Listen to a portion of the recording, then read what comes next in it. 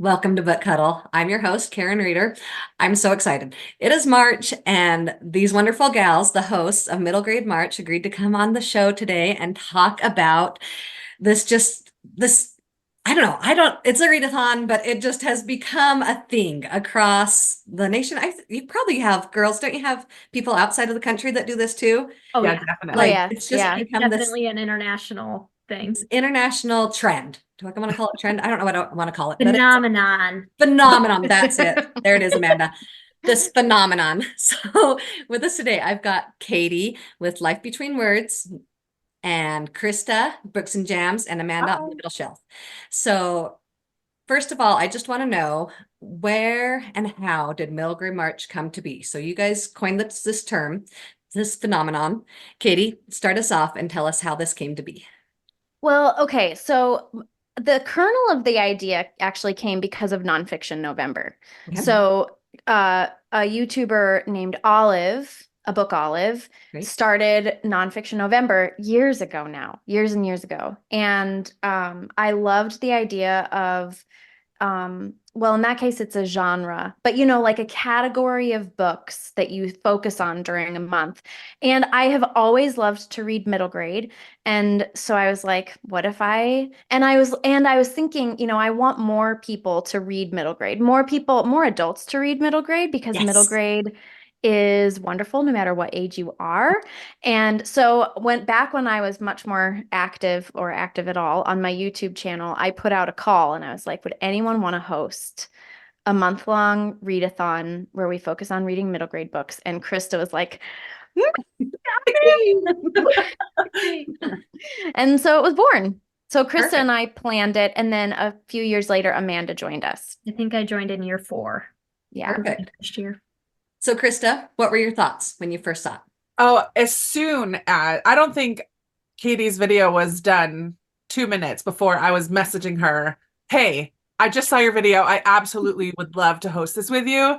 And at the time, Katie and I started our channels similar, but Katie had grown quicker than my channel. Right. So I was a little bit like awestruck, but I also loved her.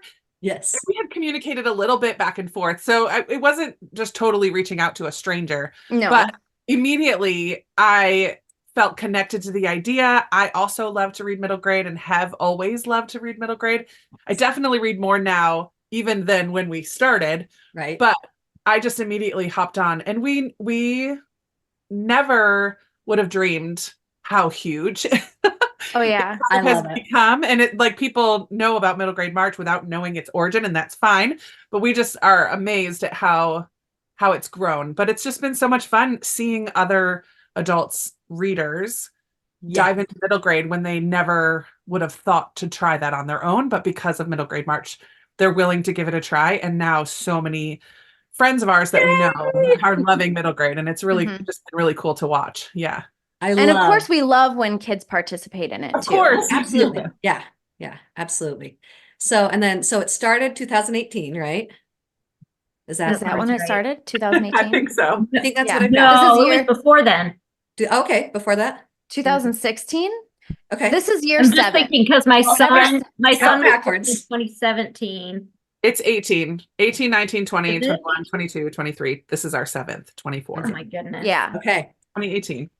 So then Amanda comes in 2021 and you're like, hey, we need a third, right? Well, it just had been growing so quickly, and so many people. And Amanda had created, before she became one of the hosts, she had created a Middle Grade March book tag, like a tag about middle grade books. She already was reading a ton of middle grade. Because of these Katie and I were also both getting recommendations from her, though, Mhm. in watching her channel. And so as Middle Grade March continued to grow, and we knew we wanted more input, but we also wanted someone who would fit well with our personalities. And Yeah, we wanted to check her out. You said, hey, Amanda, you. We did. We handpicked her. Nice. But she approached us too, though. You approached us. them and I said, hey, if you guys need any help, I'd be willing to help out. Like, don't want to step on toes. Just saying, if Nice. you're, if you need anything. And they were like, well, as a matter of fact, we've already discussed this and we want you to do it. Perfect. So it was a very kind of quick process, but Yeah. I didn't even have a YouTube channel when they started. Oh, okay. I You were just formerly were the curly reader, right? Because you have that correct. gorgeous, I naturally curly when I hair that started we my all channel, I are started it jealous as of. the curly reader, and I've recently switched gears a little bit. But before that, this was before then. So I started following probably Krista first and then Katie. Right. And because of Krista's channel, I kind of got into this like middle grade March. What is this? Maybe I should start reading some middle grade. And as these girls can tell you, when a spark hits me, I take it and I run 200% into it. Nice. I don't do things halfway. I'm all in very intensely. So Nice. I went balls to the wall on middle grade. And I was reading so much middle grade to the point where at my like end of year wrap ups, I would have like my top middle grade of the year because it was I love it. 40% of my reading. And it was That's purely tempered a little because bit. yeah, that has tempered. But that was purely because of these two and this readathon and getting one of the first middle grade books that I picked up because of Krista was Wish Tree. Nice. And she was raving about it. I'm like, I have to read this book. And it's an amazing book. And so I had gone so in on middle grade that when I joined the team, it was a very natural thing. Now, as most of my sparks do, they tend to simmer a bit. Because there's new sparks. Yep, as my middle grade reading has, it's definitely simmered, but I still love it. I still have the same passion for it, and I love sharing it with others. I love getting recommendations. Most of the books that I purchase are middle grade books. So it's been a really great thing. All right, so tell me why then. Why middle grade books? What makes you love them? Amanda, let's start with you. You're just sharing. So middle grade books for me, like I have a little book with me that I went and grabbed because it is absolutely fantastic. It is actually an essay that was written by Catherine Rundell, and it is called Why You Should Read Children's Books Even Though You Are So Old and Wise. And she had it bound into a tiny itty bitty book. How do I not have and know about that book? Okay. And it is absolutely phenomenal. She wrote it, I think, for a class she was taking or something like that. And there is a quote in this book. Well, there's two that are in this essay that perfectly sum up what my thoughts are as far as why would you, as an adult, why would you pick up a kid's book? Why are Right. you going to pick up a middle grade book? And so it says, where I missed my mark. Okay. Perhaps also secretly middle grade is to arm adults against those necessary compromises and necessary heartbreaks that life involves, to remind them that there are and always will be sustaining truths to which we can return. And I love that. It talks about hope and just joy and the basics of life, the basic just emotions of life, and how middle grade just distills it down to its purest form. And I love that. The other quote in here, I absolutely love this. It's children's books are not a hiding place. They are a seeking place. Plunge yourself soul forward into a children's book. See if you do not find in them an unexpected alchemy. If they will not undig in you something half hidden and half forgotten. Read a children's book to remember what it was to long for impossible and perhaps not impossible things. Go to children's fiction to see the world with double eyes, your own and those of your childhood self. Refuse unflinchingly to be embarrassed, and in exchange, you get the second star to the right and straight on till morning. Oh, beautiful. And like, I read this book, I cried so many times reading, and it is 80 pages, not even, probably, whatever, but it is precious. And I think that perfectly to me sums up why I read middle grade. There's something so pure about middle grade. It is not full of all the turmoil and drama that you're going to get in adult or even YA fiction, or nonfiction, but it's just pure and basic, and it really brings out the child in you. And one of the other comments in that book is that it will teach you what you have forgotten that you have forgotten. And so there's such an inert joy in it. And so for me, that's why middle grade. I love it. Oh, just speaks to the soul. I love it. All right. I can add to that too. I tend to not like books that have a lot of language, bad, coarse language, or graphic adult relationships or graphic violence. Right. And I steer away from that. And that's hard to steer away from in most adult literature. Sadly, there And are, in young adult of course, literature, and in young right above adult. middle So grade. I feel like it's easy for me to turn to middle grade because you're still going to have the realities of life. You're still going to have relationship issues. You're still going to deal with tough stuff And some but- happy stuff too. and happy Yeah, stuff, but it's very always happy. going to, Oh, sorry, it's always even gonna, heavy, like really Oh, heavy heavy. topics. Yeah. Sure. But it's always going to focus on family and friendships. Yes. And it's always going to end with a hope-filled, even if there is pain, there's going to be enough light Yes. throughout the story that it's not going to be incredibly dark. Like there will be darkness, Right. but it's not going to stay in that place. Right. Whether across genres, middle grade is just Yes. always going to, because it is originally written for children. Right, So right. it's going to still, it's going to always end with hope. And Right. I love that. And yeah, I just never have to question if I'm going to have bad language or an adulterous relationship or Right. graphic violence Right. or whatever. Like all those things that I tend to avoid, I don't have to question it. I can pick Yes. up anything. Yeah, Yes, you can pick up any middle grade. It's a good way. Like right now, I've been reading a lot of historical fiction. All right, I got Echo right now. And it's just like, my heart is just breaking. And it is like heavy content, but in a consumable, good, appropriate way.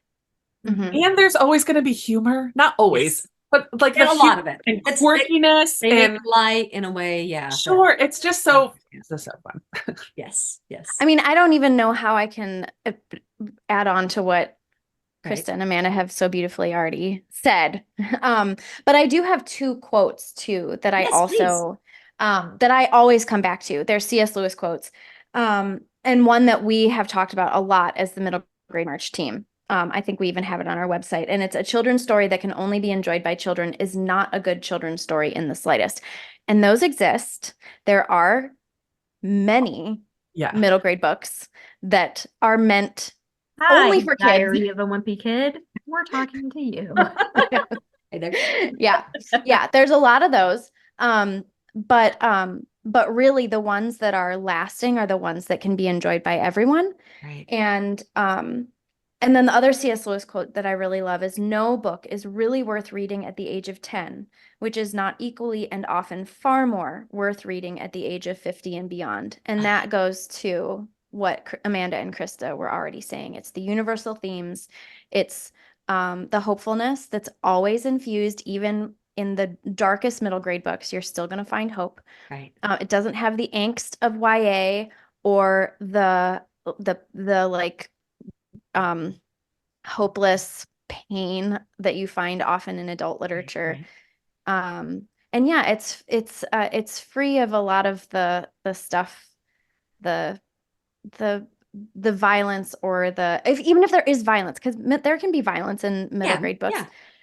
But it's never graphic. The graphic elements that you find in adult literature. It's just I don't think of middle grade. This goes to what Amanda was saying too. I don't find middle grade an escape as much as a place, like a soft place to land. Nice. Nice. I like that soft place to land. Because I see so much in different groups that I'm in and stuff. People say, am I too old to read Harry Potter? Am I too old? Da, da, da. And they'll say something like that, or they'll say judgmental things. And I'm like, first of all, who are you to judge somebody for what they're reading? Like, just like people are like, leave me alone for reading smut. Somebody might say, well, leave me alone for reading my middle grade. Right. So first of all, let's not judge each other. But what I want to do is just take what you've just said and put that out there because, oh, those are such beautiful ways of saying it. I love it.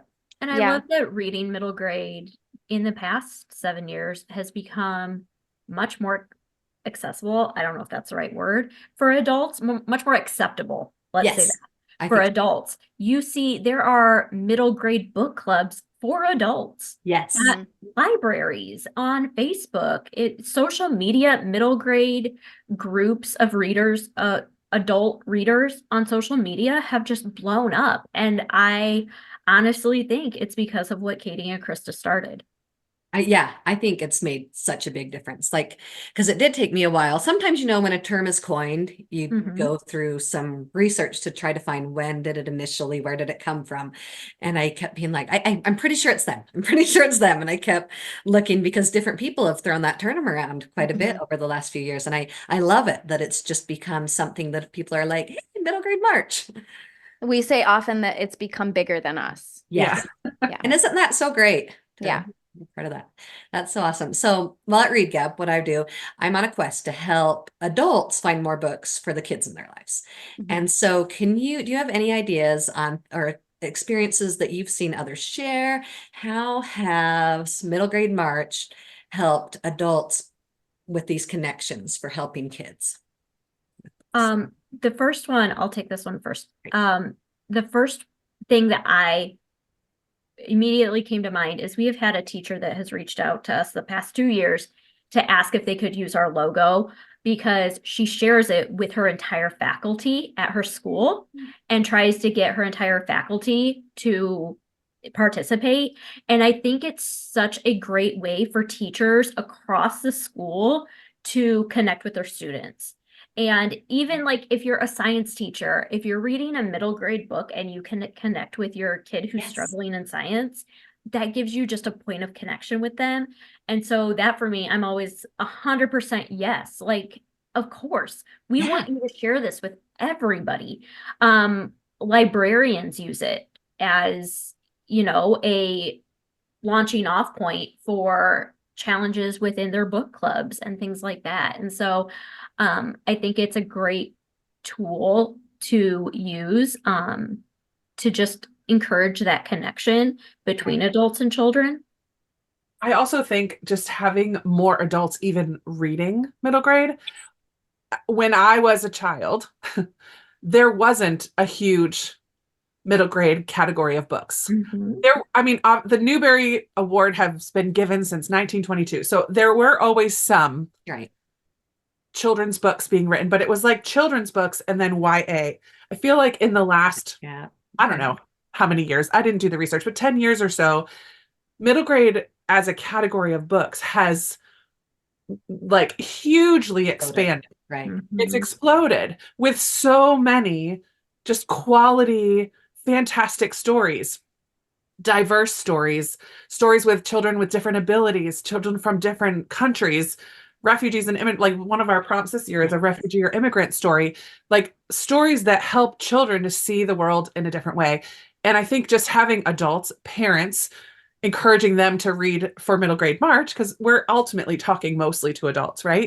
Right. We're talking to grandparents, mothers, teachers, encouraging them to kind of dive into this category of books, which has so greatly expanded from the time when we were actually children. Yes. So yeah, you might not have visited it since you were a kid, but when you were a kid, we had Beverly Cleary, the Chronicles of Narnia. Like we didn't have a lot of options. And now there's just so many. And that alone, then these parents and teachers and librarians and grandparents can say, hey, I just read this amazing book for middle grade March. I think just getting adults to see how hugely different the category is from when we were kids is important. Yeah. And So I different. think, Go oh ahead. yeah. And this is just reiterating what both Krista and Amanda already said. Right. But as a parent, I both want to be able to recommend books to my Mhm. kids and also know what my kids are reading. Yes. And this is a way to get other adults to be like, it's reading middle grade books is not like you're not throwing away your reading time. Right. And it's not torture. It's not It's torture. not, And I gotta read this. exactly. It's you will get as much out of it reading a book that you can then hand to your kid Nice. as they will reading the book. Mhm. And I mean, I've seen it in my own life. Like I just finished Ghost by Jason Reynolds, and my son Fox just finished reading Wonder by RJ Palacio. And I was like, here's your Sure. next book. Nice. Read this next. So yeah, I think it's yeah. So mhm.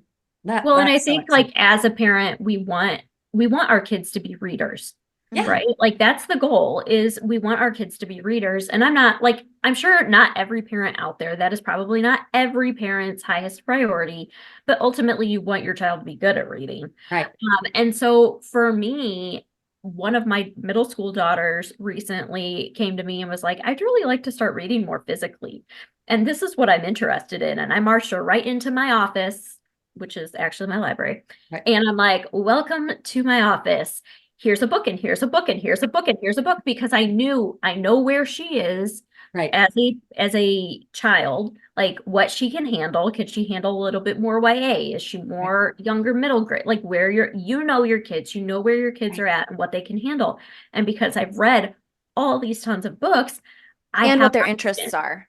Yes. And what their interests are. I have all these options. I'm not just handing you one and saying, well, this is the one that I know. Maybe we can do some research and I might be able to find something that you're going to like, but I don't really know what it's about. Instead, I can be like, I read this. It's awesome. I read this. It's awesome. And she walked away with a stack of 5 or 6 books that are like, she's like, I want to read all of them, Oh, so fun. There's something so And- exciting about that. Yes. And on the flip side, if my son comes to me and says, Mom, I really loved this book and I want you to read it, because nothing gives a kid more pleasure than to hand a Yes. book to their parent or to someone that they love Right. to have them read, then I know this isn't going to be, it's not one, it's not going to, if I don't like it, it's not going to take very long. And Right. 2, like, it's not going to be torture because I love middle grade. So That's awesome. Well, I remember as a young teenager just being so ready to grow up and wanting to read John Grisham, and my mom being like, no, you can't read that, and wanting to, and I read a lot of Mary Higgins Clark and stuff like that. And just thinking about how as teens are seeing us reading middle grade, they're like, oh, I don't need to get into adult books because adults read middle grade. mhm. Isn't that awesome? Yep. So I love to end every book huddle by asking my guest, and we'll just go around. We'll start with Krista. What is a favorite children's book of yours? This can be any age. This is the hardest question. I know. People are always like, "Can I do 2?" And I'm like, "Yes, sure, whatever." So I am. Okay, go for it. And I'm just picking my first middle grade 5-star read of the month. This month was Nowhere Boy by Mhm. Catherine Marsh. It was a 5-star read, but honestly, I think I still liked The Lost Year a little bit better, Okay. which is also by Catherine Marsh. But these are fantastic stories. So Nowhere Boy is a refugee story about a young boy, Ahmed,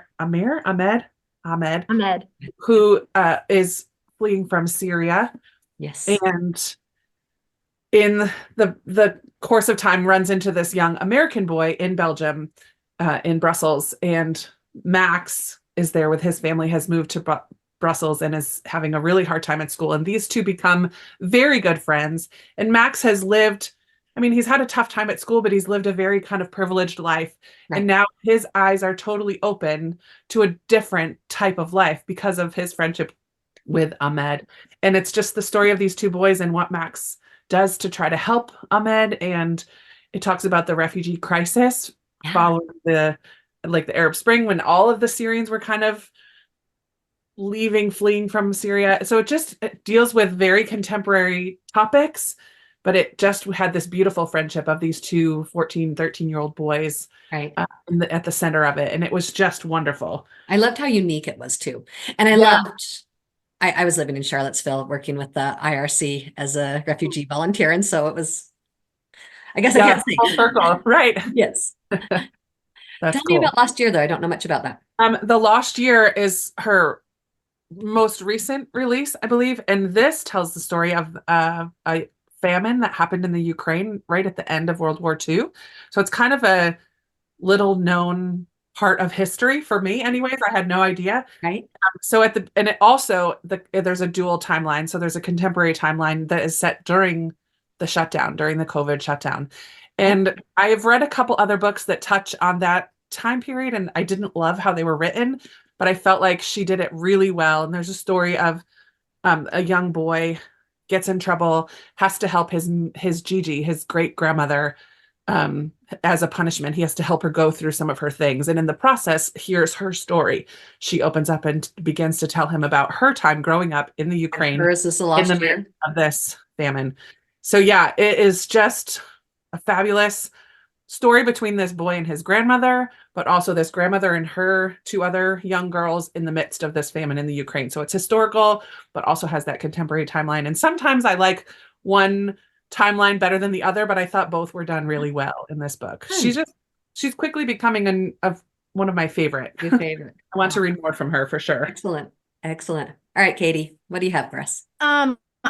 Well, first I want to mention a picture. I'm gonna do two books too. I'm Yay. gonna talk about a picture book that I love that it's called The Seven Silly Eaters. Have any of you ever read The Seven Silly Eaters? I haven't.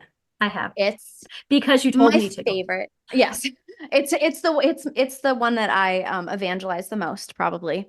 It's called The Seven Silly Eaters, and now I can't remember the author, but Mary Ann Hoberman. There it is. That might be right. It might not be, but it might be. And it's If about not, she probably wrote something good. yeah, it's about part of what I love about it are the illustrations. It's illustrated by my favorite illustrator, Marla Frazee. Great. And so the illustrations are amazing. My kids beg to read this book. My oldest is 9, well, just turned 10, and he still loves when I read this book. It's about a family of 7 kids. They live in this tiny little like coastal house, and the book is in verse. And it goes through each child, and they will only eat one meal. Every single child will only eat one thing. And so the mom every day, she's very frazzled, and she has to eat a meal for each one of her kids until it gets to the breaking point. And I'm going to let everyone go read the book for themselves to find out what happens. But it's wonderful. And then the middle grade book that I want to mention, I would almost put this at a teen. Like it's like upper middle grade. Right, that borderline. Borderline. Which I love those borderline books because I feel like they're Yeah. few and far between. Yes. And so I really love it. It's called Amber and Clay by Laura Schlitz, right? You just read her Newbery winner, Krista. Yeah. What's her name? Laura Schlitz, something I like think that. so. That sounds That right. pile don't fall. Laura Amy Schlitz. Laura Amy Schlitz. And Amber and Clay, it's ancient historical fiction, a little elements of mythology too. What's so interesting, and I think that this is not atypical for Laura in her books, is she clearly does a lot of research. And this book has the back and forth of like a Greek okay, let me get my words straight. The dialogue is a conversation. It's sort of one of the characters in it is Socrates. And so that Socratic dialogue is in there. The sort of back and forth of Greek plays is in there. It plays with structure and form, and it's just amazing. Like it's just a very, very well crafted book. I absolutely loved it. I don't know that every reader will love it, but I loved it, and I can't wait to hand my kids that book when they're older, especially if I'm like because I homeschool. So like if I'm teaching them mythology or whatever about ancient Greece, that's a book that I would hand to them, because there is a beautiful story at the center of it as well. So it's great.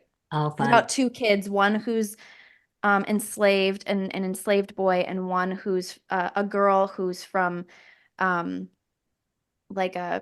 she's from a wealthy family. But of course, girls in ancient Greece weren't ever treated very well, whether they were from a wealthy family or not. So anyway, it's wonderful. I'm excited to check it out. Yeah. All right, Amanda. All right, I'll do 2 also because As well. Katie inspired me to mention my favorite picture book, which I didn't go grab, but it is called The World Champion of Staying Awake. It's by Sean Taylor and Jimmy Lau. Who knows if I said that right? But it is about a little girl who it is bedtime. She's playing with all her cute little stuffed animals, and it's bedtime, there's like 3 or 4 of her like most treasured stuffed animals, and she has to put them each to bed before she can go to bed. And so she has decided she's going to be the world champion of staying awake. She's not going to go to bed because they're going to have their adventures. And on each of their adventures, one of her little stuffed animals falls asleep inevitably. And, by the end, so does she. But the way that the illustrations work in that book and just the rhythm of the book to me it's so precious. I love it so much. It's my favorite to read to my kids. So that's my favorite picture book. So fun. And then I went a little bit more literally with this as far as like literally what is my favorite book, which neither one of the other 2 girls did, because otherwise they would have said Anne of Green Gables. But so mine is more of a classic, and that is Matilda by Roald Dahl. It will always be my absolute favorite like under the age of 18 book. I think it is great for adults. It is great for kids. It's great as a read aloud. It's great as an audio book. It's phenomenal. It is. Oh, Kate Winslet on audio is Right? incredible. It's amazing. Yes. It's a great one to read and do the movie or the musical adaptations or both. The musical's such a riot. The whole thing. I love the old 95 or whatever it is movie. I love everything about Matilda. I love the whimsy. I love the comedy. So anyway, that's my favorite book. Roald Dahl has such a fantastic sense of humor. Oh my Yes. God. Yes, he does. I remember I forced my 5th grade teacher to read Matilda out loud to the class. And because it was also my favorite book, one of my favorite books growing up. And then I also forced my mom to read it out loud. And I remember we were on a road trip when my mom read it out loud. And I remember her laughing hysterically, tears rolling down her face. I mean, it's dark humor. Knowing your It is. mom, It is. that does not surprise me. Odd. He is odd. He is an odd man. Have you read some of his other stuff, like Henry Sugar? I have read some. So weird. Like he has a Netflix. It's on Netflix now. So I read it and I was like, this is so weird. It is. Yeah. Some of his They stuff all is are a a little little. Have you All ever his read stuff, right? It's all a little weird. Have you read his adult stuff? Because I that's haven't read any of his real adult stuff. weird. His adult stuff gets real weird. Does it get darker too since it's Oh for- yeah. Oh yeah. Yeah. Oh, Yeah. Yeah. man. Yeah. That's so fun. Well, I just love it. And I have to say a favorite children's book because it's so hard to you can categorize these and maybe I can start choosing. Well, thank you so much, ladies. Thank you for what you do to get more people reading middle grade and just your enthusiasm. I loved when I came across you guys a couple years ago, and I just was thrilled that you guys came to be a guest on the channel today. And Thanks for having us. Yeah. Thanks for having us. It was a Thank you. joy.